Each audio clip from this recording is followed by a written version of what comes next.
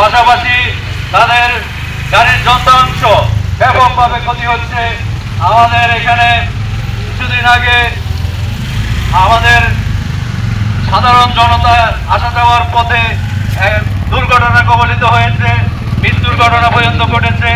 এখানে স্কুল আছে, মাদ্রাসা আছে, নুরানি মাদ্রাসা আছে, নানা রকম শিক্ষা প্রতিষ্ঠান আছে।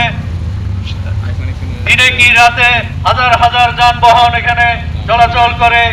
এই যানবাহনে প্রতিনিয়ত দুর্ঘটনা কবলিত হচ্ছে। আমরা এই খাগড়াছড়ি ঢাকা মহাসড়কের যে লিংক রোড, এই লিংক রোডের রামগড় থেকে সোনাইপুর পর্যন্ত এই সংস্কারের দাবি করছি।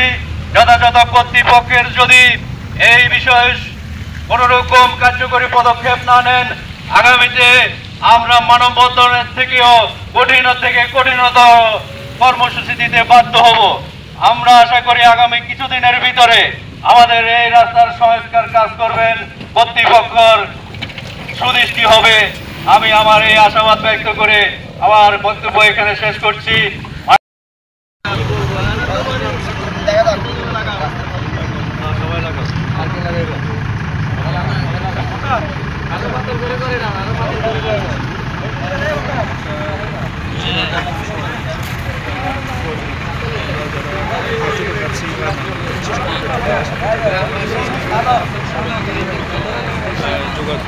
এবং এটা খাগড়াছড়ি প্রবেশ মুখ বলা হয়, বিশেষ করে এই সড়ক দিয়েই অর্থাৎ বারোইঘাট থেকে আমরা